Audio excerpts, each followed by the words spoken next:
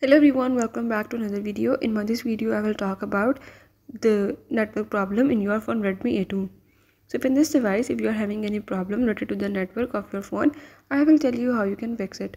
What you have to do is to follow all the steps and watch complete video, and if you are new here, don't forget to subscribe my channel. Now let's watch it.